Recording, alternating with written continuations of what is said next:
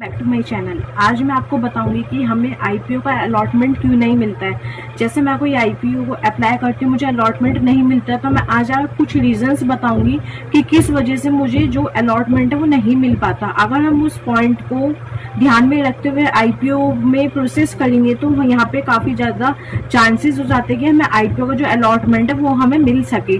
तो मैं one by one कुछ पॉइंट्स को एक्सप्लेन करूँगी, फिर जिसकी वजह से मैं आगे जाके अगर आईपीओ में अप्लाई करती हूँ तो मैं उन पॉइंट्स को अपने माइंड में रखते हुए मैं अच्छे से उन पॉइंट्स को याद रखते हुए अपने आईपीओ में अप्लाई कर सकती हूँ।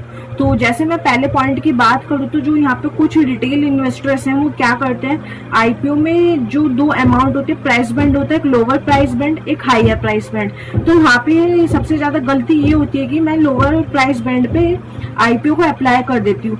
तो कभी भी हमें आईपीओ को लोअर प्राइस बैंड पे अप्लाई नहीं करना चाहिए। एग्जाम्पल के तौर पे जैसे प्राइस बैंड होता है 65 हैशटैग 65/70, तो 65 हुआ लोअर प्राइस, 70 हुआ हायर प्राइस। तो मैं आगे जाके जब आईपीओ अप्लाई करूंगी तो मैं हमेशा हायर प्राइस पे आईपीओ का जो प्रोसेस है वो करूंगी, क्योंकि अगर हम लोअर प्राइस पे आईपीओ अप्लाई करते हैं वहाँ पे बहुत सारे रिटेल इन्वेस्टर्स क्या होते हैं वो हायर प्राइस बैंड पे आईपीओ अप्लाई करते हैं। तो जब आईपीओ लिस्ट होता है तो वहाँ पे हायर प्राइस बैंड पे लिस्ट होने की जो चांसेस है वो काफी ज्यादा बढ़ जाते हैं। तो जिन्होंने लोअर प्राइस पे अप्लाई किया होता है उनका आईपीओ में नंबर आने का कोई भी मौका नहीं हो पाता है, क्योंकि वहाँ पे वो लोअर प्राइस बैंड पे अप्लाई कर देते हैं आईपीओ को।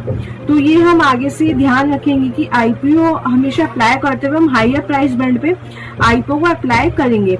सेकंड पॉइंट आते हैं कि हमें यहाँ पे देखने को मिलता है कि जैसे मेरे सपोज कोई अकाउंट है, मैं 2-3 अकाउंट से आईपीओ का प्रोसेस कर देती हूँ, या मैं एक अकाउंट से जब आईपीओ का प्रोसेस करती हूँ तो मैं वहाँ पे 2 से 3 लॉट डाल देती हूँ।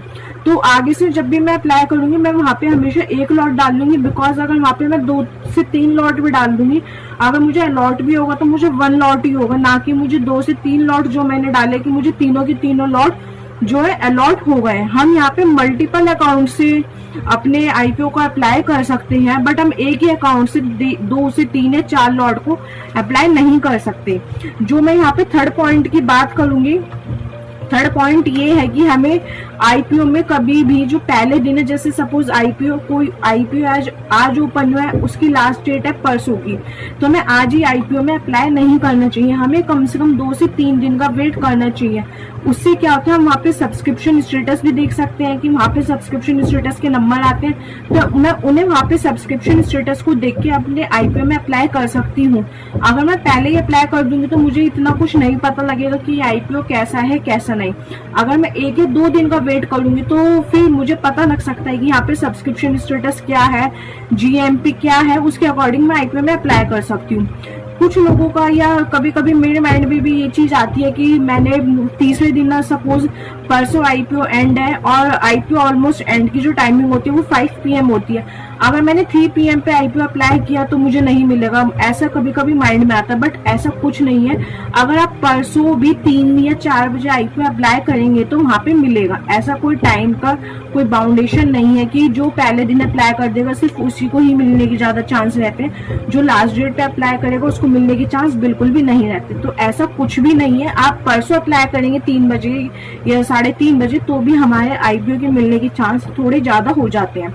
अगर वहाँ पे मैं फोर्थ पॉइंट की बात करूँ, कुछ एसएमई आईपीओ होते हैं। एसएमई आईपीओ क्या होते हैं, जो बड़े आईपीओ होते हैं जिनका जो इन्वेस्टमेंट आता है 1 लाख या 1 लाख प्लस आता है। यहाँ पे जो होती है कंपनी जो होती है बड़े बड़े नंबर्स में जो है शेयर्स बांटती है। एग्जाम्पल के तौर पे 1400 शेयर्स, 1500 शेयर्स, वो प्राइस बैंड के अकॉर्डिंग उनका जो शेयर नंबर ऑफ शेयर्स होता है वो काफी ज्यादा होता है। तो अगर मैं इन पॉइंट्स को आगे ध्यान रखूंगी तो मेरे जो ज्यादा चांसेस रहेंगे आईपीओ में अलॉट होने के, तो वो काफी ज्यादा चांसेस जो है वो इंक्रीज हो जाएंगे। तो ये वीडियो सिर्फ एक एजुकेशनल पर्पस के लिए, अगर आप किसी भी आईपीओ में अप्लाई करना चाहते हैं तो आप अपना एनालिसिस भी करें। हम यहाँ पे सिर्फ एक एजुकेशन प्रोवाइड कर रहे हैं, कोई भी हम आपको बाय या सेल का कोई रिकमेंडेशन प्रोवाइड नहीं कर रहे हैं। और अगर आपका अभी तक एंजल वन में डीमैट अकाउंट ओपन नहीं है, डिस्क्रिप्शन बॉक्स में लिंक है, वहां से जाके आप अपना डीमैट अकाउंट ओपन कर सकते हैं बिल्कुल फ्री ऑफ कॉस्ट, कोई भी चार्जेस नहीं है, प्लस 1 ईयर एएमसी चार्जेस भी बिल्कुल फ्री है। Thanks for watching.